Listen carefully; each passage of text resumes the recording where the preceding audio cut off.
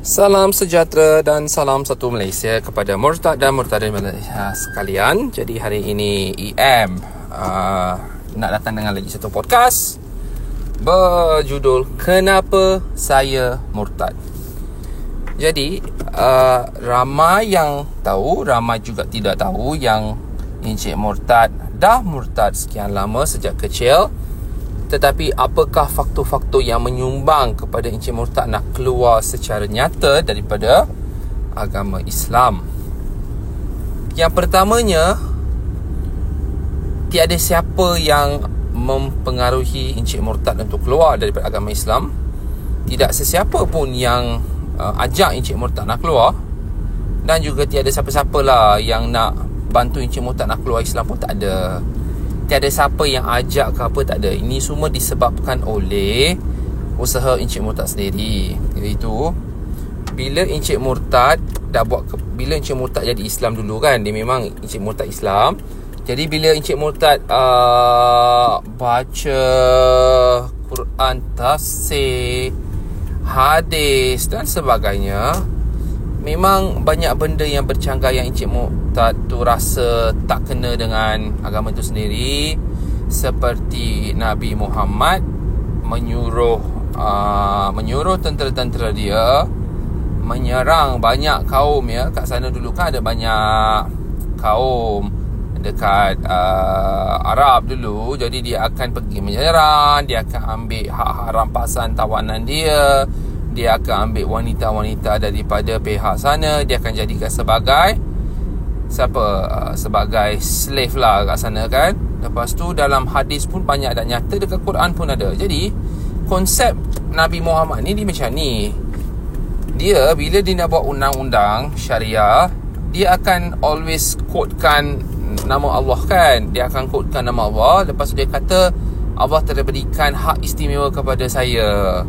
Allah telah berikan kepada saya hak istimewa untuk dapatkan wanita ni. Allah telah berikan untuk saya hak istimewa untuk saya untuk menceraikan isteri dia, lepas tu kahwin dengan saya, ataupun hak rampasan daripada bukan Islam, iaitu kebanyakannya yang Encik Muhammad pernah buat tawanan ya adalah daripada bangsa Yahudi. Dia akan ambil lah banyak benda daripada bangsa Yahudi, termasuk isteri-isteri ataupun orang-orang, wanita-wanita daripada kaum Bani sana lah, kaum kat sana. Jadi bila dia ambil daripada kaum Nasrani, dia akan just ambil aja tau. Dia ada booting loot dia kan. Bila dia ambil, dia akan ambil, lepas tu dia akan buat share 20% dia punya. Jadi bermaksud setiap perang yang dia pergi tu 20% adalah kepunyaan Nabi Muhammad sendiri, yang akhirnya adalah kepunyaan tentera-tentera dan juga pasukan-pasukan yang bantu Nabi Muhammad untuk tawan kawasan tersebut. Ataupun ini, cuba kita fikir, kalau Madinah pun dekat Madinah dulu, bukan Madinah tu tempat Nabi Muhammad, tak ada. Madinah merupakan adalah tempat lagi satu kaum Yahudi yang lama mereka telah tinggal di sana. Jadi masa Nabi Muhammad diusir daripada Makkah, Nabi Muhammad terpaksa hijrah ke Madinah tu. Dia tak boleh terus masuk ke kota Madinah sebab kat sana sudah ada kota Yahudi ya. Dia ada satu kaum lah, aku lupa nama dia. Jadi kat sana tu mereka memang dah ada banyak, orang kata apa, dia ada sistem, dia ada negeri dia sendiri, macam apa yang tengah berlaku di Israel kan. Ramai yang tak puas hati dengan isu Palestin semua kan. Dia sama macam tu. Orang lama dah tinggal kat sana, tiba-tiba Nabi Muhammad nak pergi kat sana, dia nak tawan orang kat sana. Jadi dimintalah ketua Yahudi kat sana, dia kata kamu kena bayar jizyah sebab kita pun nak kita kan agama Islam, jadi kita lah betul. Jadi orang kat sana Yahudi tidak setuju nak bayar jizyah kepada Nabi Muhammad. Jizyah tu merupakan duit cukai bukan Islam ataupun kepercayaan bukan Islam yang menetap di bumi Islam. Jadi dia nak minta duit, dia pun tak bagi. Lepas tu pula adalah banyak perkara berlaku, boleh refer kepada hadis pun dah ada, ataupun boleh refer kepada video Nabi asli. Yang tu paling elok lah untuk kita dapatkan more knowledge kan. Jadi bila Nabi Muhammad pergi kat sana, jadi cetuslah peperangan kat sana. Jadi orang daripada kaum Yahudi, dia terpaksa pergikan Khaybar. Khaybar tu lagi satu kawasan daripada Mekah daripada Madinah ke Khaybar tu dalam 150 km. Jadi mereka berhijrah sebab Nabi Muhammad tu bawa tentera, dipecahkan kubu, dirobohkan kubu, dia ambil tawanan orang kata apa, slave dia orang. Jadi mereka ambil lah hamba-hamba wanita semua, dia ambil apa hasil-hasil kat sana. Jadi dia terpaksa buat apa, dia kena sama rata lah, dia akan bagi untuk tentera dia yang Islam sahaja ya.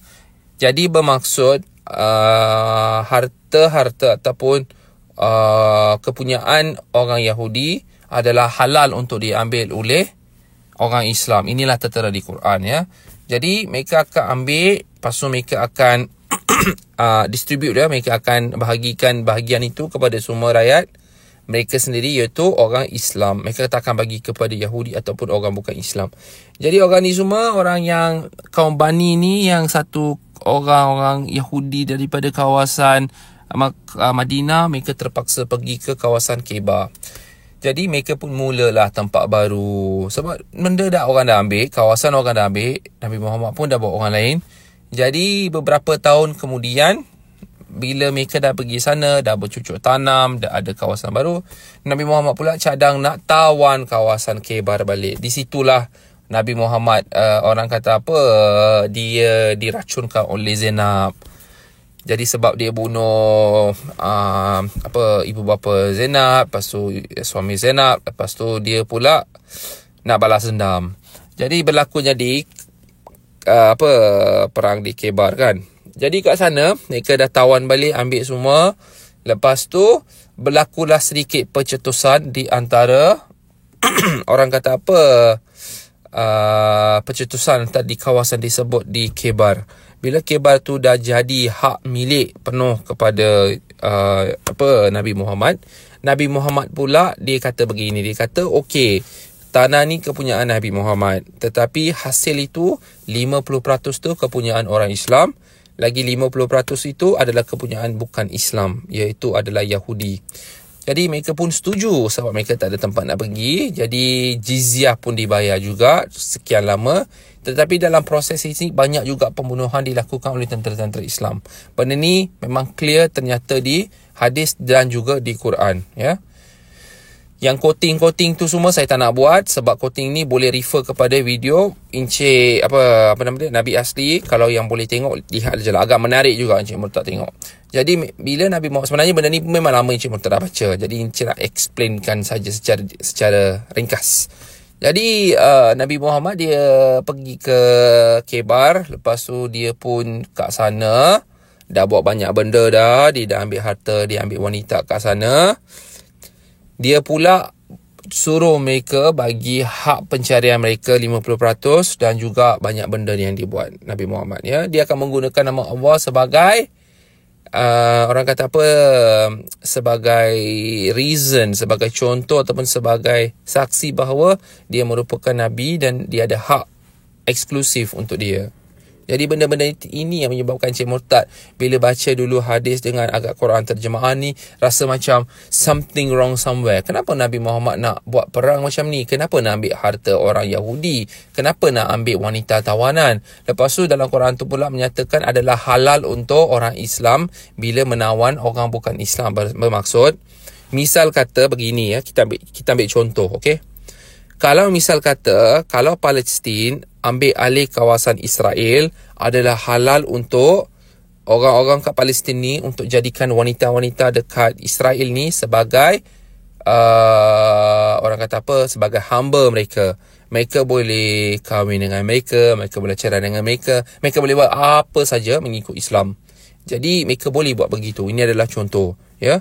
Misal kata, kalau cuba baca balik apa yang telah terkandung di orang kata perang Padri di Indonesia ya.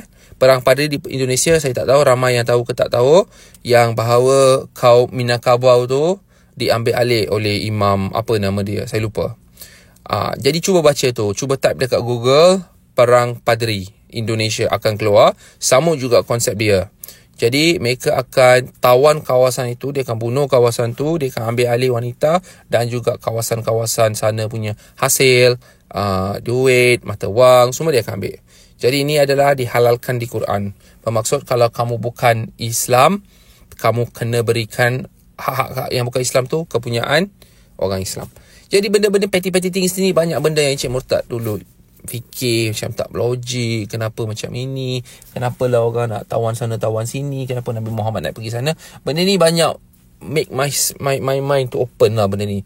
Lepas tu Encik Murtad pula baca banyak hadis-hadis tentang kematian Nabi Muhammad. Berapa ramai yang tahu tentang kematian Nabi Muhammad ni sebenarnya? Ramai yang kata ikutkan Jakim ya. Kita ambil Jakim, ambil reference paling dekat.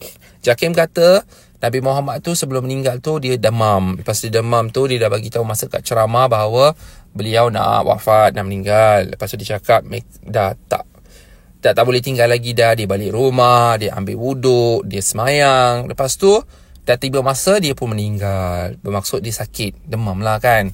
Tetapi sebenarnya ikutkan hadis ataupun ikutkan Quran, Nabi Muhammad itu sendiri pernah berkata bahawa semasa dia nak meninggal tu bersama Aisyah, dia kata dia rasa sebagai urat, apa orang kata, aorta dia rasa macam terkerat disebabkan Zainab yang daripada Kebar, dia telah racuni Nabi Muhammad. Sebenarnya Nabi Muhammad tak makan pun daging kambing tu. Dia tak makan lagi, dia kunyah. Bisa tu dia dah sampai dekat badan dia. Jadi dalam tempoh 3 tahun tu Nabi Muhammad telah pun wafat. Jadi bisa tu dia bunuh sikit, liter by liter, sikit-sikit tu, sedikit by sikit, dia dah bunuh Nabi Muhammad. Jadi Nabi Muhammad tu sebenarnya telah diracuni oleh wanita Yahudi. Ya, Nabi Muhammad tidak pernah meninggal seperti macam biasa ya. Dia telah pun orang kata apa, ditipu oleh wanita Yahudi, bahawa dia kata dekat Nabi Muhammad, bila Nabi Muhammad dah tangkap dia, macam kenapa kamu bagi daging yang sudah diracuni? Dia kata kalau kamu tu seorang Nabi yang betul, kamu tidak akan meninggal dunia. Jadi benda ni macam dia sabotaj balik lah. Jadi Nabi Muhammad pun dah balik rumah dia. Lepas tu dia sakit 3 tahun ya. 3 tahun macam-macam orang dah pergi. Isteri-isteri dia pun dah selawat, dah semayang, tanya minta. Lepas tu ada juga hadis menyatakan yang malaikat Jibril pun turun. Dia pun semayang untuk Nabi Muhammad ya, supaya nyawanya tidak dicabut. Tetapi sebagai merana 3 tahun ya, Nabi Muhammad wafat juga, meninggal juga. Jadi sahabat-sahabat Nabi Muhammad masa tu, mereka bila beliau dah wafat dan meninggal, dia tak mengebumikan Nabi Muhammad ya, terus ya. Ikutkan hadis dan Quran, mereka buat apa tahu? Mereka letak aja Nabi Muhammad punya mayat tu dekat tepi rumah, tepi jalan kat bawah. Benda tu dah jadi busuk, daging Nabi Muhammad tu dah jadi busuk. Lepas tu mereka ingat dia akan bangun balik macam apa yang telah berlaku kepada Jesus. Sebenarnya tak berlaku. Jadi saudara-saudara sahabat semua, mereka kata tak boleh biarkan begitu saja mayat Nabi Muhammad ni, kena dikebumikan. Jadi mereka pun kebumikan ya. Jadi history semua sebenarnya, sejarah ni semua ada dalam Quran tu sendiri. Cuba baca, ada dalam hadis tu sendiri. Hadis Sahih Al-Bukhari, Sahih Al-Muslim, Sahih Al-Dawud, Aisyah, Rabiatul Aisyah. Ada banyak boleh baca sebenarnya. Masalah orang kita, masalah orang Melayu ataupun bukan orang Melayu di Malaysia, dia suka ikut cara Islam itu dia kata Islam tu adalah from mouth to mouth. Dia tak boleh macam tu ya. Dia kena baca. Ikut Islam tu tak salah, tapi jadi ekstremis adalah salah. Kalau kamu menggunakan Islam itu untuk kebaikan, misal kata ada juga benda yang baik dalam Islam kan, jadi benda tu kamu nak praktiskan, tak ada problem, no problem. Tapi benda tu kamu nak tukar kepercayaan orang lain, ada kamu punya mentaliti kan, itu adalah benda tak betul lah. Jadi cuba kamu baca surah-surah yang sebegini. Ada juga surah Al-An'am, lepas tu macam mana surah An-Nisa dekat Quran, lepas tu baca surah Al-Baqarah, ada banyak lagi. Cuba baca, cuba fahamkan dalam bahasa. Memang Quran tu kamu tak akan faham. Lagi satu, jangan baca Quran versi Malaysia. Quran yang kita kebanyakannya boleh dapat tu adalah versi Malaysia yang telah pun ditapis. Ya, benda ni betul. Jadi Encik Murtad sarankan kalau boleh baca tafsir daripada luar negara. Mungkin daripada Saudi Arabia. dapatkan naskah daripada Saudi Arabia, dapatkan daripada negara-negara Islam yang bukan daripada Malaysia. Dapatkan naskah-naskah ni daripada Arab Saudi, mana lagi, Qatar, orang kata apa, Bahrain, Kuwait, mana-mana negara Islam, kamu dapatkan daripada sana, ataupun kamu dapatkan daripada internet yang mana-mana yang rasa kamu betul, ya. Tapi kalau kamu baca versi kat Malaysia ni, banyak di database. Ini benda betul. Banyak benda versi-versi dekat Malaysia, Quran Malaysia database. Jadi, bila Encik Murtad dulu buat comparison, Encik Murtad sebab my uncle is from Mesir dulu. Jadi, aku dapatkan Quran daripada Mesir, terjemahan dia ada dua. Dia ada English, Arab to English, English to Arab. Jadi, Encik Murtad ambil itu daripada versi Mesir. Lepas tu, Encik Murtad ambil versi daripada Malaysia. Banyak kandungan missing. Banyak kandungan tak ada dan berbeza. Dia punya wording tu pula dia jadi lain. Jadi Encik Murtad sarankan baca yang benda yang betul, ya. Jangan ambil daripada internet. Daripada internet pun ada problem.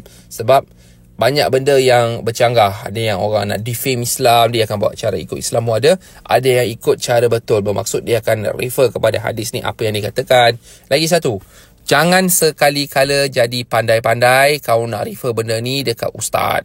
Ya, ustaz tu dia akan confusekan benda ni. Kamu boleh aja refer, boleh tanya apa yang terkandung dalam benda ni. Masa Encik Murtad kat sekolah dulu, Encik Murtad pun tanya juga, kenapa macam ni berlaku. Lepas tu dia akan tanya lah, dia akan pusing, dia akan buat spin. Spin ni bila dah masuk dalam ni, problem.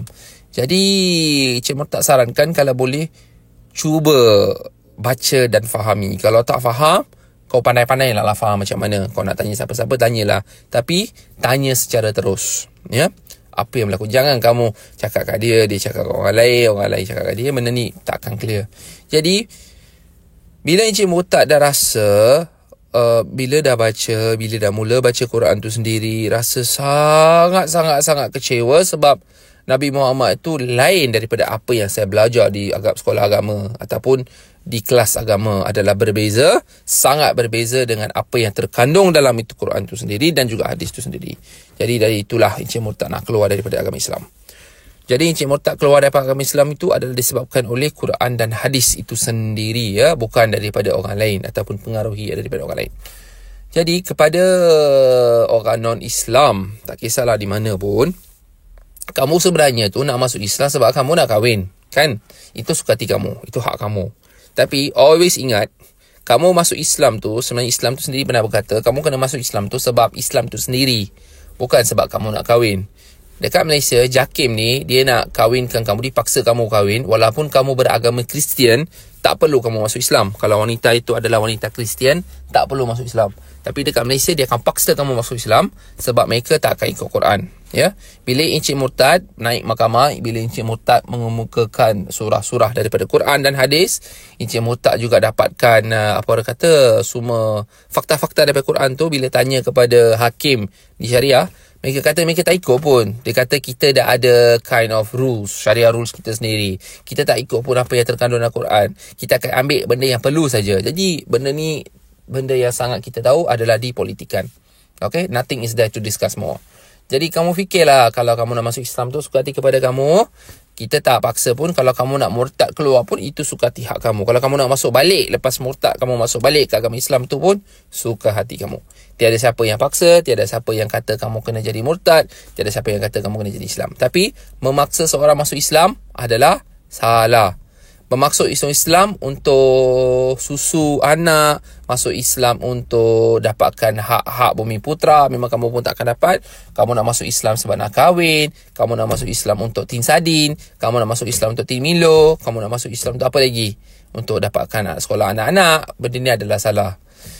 Di Malaysia, kebanyakannya mereka akan terjebak ataupun terjerat di konsep ataupun modus operandi masuk Islam ni adalah disebabkan hak keistimewaan yang dia akan dapatkan.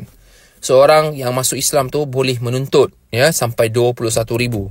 Promotion online sekarang ni, kalau siapa-siapa masuk Islam boleh dapat 20,000, boleh tuntut. Itu pun kita tak tahu mereka nak bagi ke tak. Tapi yang confirm kamu akan dapat tu dalam 3,000 tu kamu boleh dapat lah. Tukar IC, kamu tak perlu lafaz pun. Kamu pergi sana, kamu cakap kamu nak tukar, mereka akan ambil IC. Lepas tu mereka akan proses IC, lepas tu kau lafaz. Itu saja. Lafaz syahadah, kau dah jadi Islam. Settle.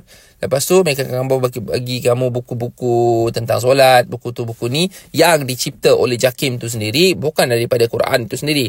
Dia akan cipta daripada JAKIM tu sendiri. Cara comparison, religion comparison tu daripada agama bukan Islam ke Islam. Dia akan bagi buku ni kat kau, dia akan bagi supaya kamu jadi di brainwashkan. Dia tak apa, Islam, versi Islam di Malaysia ni bukan jenis yang bagi kamu faham, dia bagi kamu ikut. Ada beza ya, bagi kamu faham tu lain, bagi kamu ikut tu lain.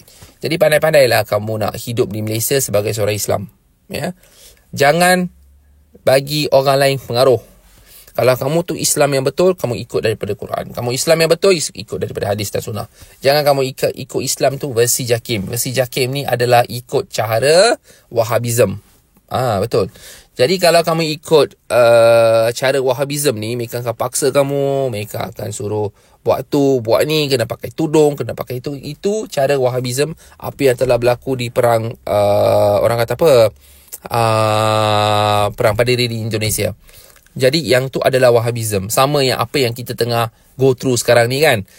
Kalau kamu nak dapatkan benda ni, kamu kena jadi Islam. Kalau kamu kena dapatkan benda tu, kamu kena jadi orang Islam. Jadi benda ni adalah Wahhabism, kepercayaan Wahhabi. Jadi dekat Malaysia ni dah serap lah. Mereka akan cakap, oh ini adalah merupakan sukatan sunnah wal jamaah. Semua benda ni adalah kepercayaan kepada aliran-aliran, ya. Jadi yang ni kita tak nak ambil peduli. Kita kalau percaya, kalau nak jadi Islam, percayalah kepada Allah ke, baca Quran, percaya pada Nabi Muhammad ke. Kita pulang kepada kamu. Lagi satu Encik Murtad nak bagi tahu kat sini. Encik Murtad juga tengok banyak juga ya konsep orang kata Nabi Adam adalah orang Islam, Nabi Musa orang Islam, Nabi Isa Nabi Islam. Benda ni adalah wrong, salah, tak ada terkandung di mana-mana benda yang kamu nak cakap tu adalah tak betul. Sebenarnya mereka bukan Islam ya, mereka kebanyakan adalah orang Yahudi ya. Kalau kamu refer balik Yahudi itu sebenarnya adalah bangsa. Okey? Bangsa Yahudi. Mereka bukan agama Yahudi, bangsa Yahudi ya. Apakah kepercayaan bangsa Yahudi adalah sebelum kepercayaan kepada Nabi Musa. Bila sebelum Nabi Musa datang tu, bangsa Yahudi ni dia lebih kepada penganut Baal, penganut orang kata apa, Hinduism yang lama pun ada, penganut pagan, yang kebanyakannya datang daripada negara macam Greek, Rom, yang lain lah, ada lagi banyak lagi. Mereka akan ikut kepercayaan seperti begitu. Jadi mereka juga untuk orang-orang Arab kat sana yang lama, orang Arab dan juga orang Yahudi, mereka juga menganuti seperti Al-Uzza, Al-Manat, Al-Lat. Okey, banyak dekat Kaabah dulu pun ada juga benda-benda yang ni. Daripada zaman Firaun dulu pun orang Yahudi telah pun mula percaya kepada agama-agama pagan mereka sendiri. Jadi bila Nabi Musa datang, dia kata, Allah telah berikan mereka, orang kata apa, seruan, the 10 commandments. Sebenarnya Islam adalah lebih kurang mirip kepada agama Kristian dan juga agama Yahudi, iaitu agama Jewish lah, Judaism. Lebih kurang sama je. Jadi benda ni adalah merupakan antara sama lah. Tak adanya yang Nabi Musa jadi Islam datang dulu, tak ada. Islam datang pada kurun 600. Nabi Muhammad yang cipta Islam tu sendiri. Agama Islam tu, perkataan Islam tu keluar daripada Nabi Muhammad itu sendiri. Jadi agama sebelum-sebelum ini semua memang, even Christianity pun, dia bukan agama Kristian. Tak ada siapa yang pernah kata agama Kristian. Kristian tu apa?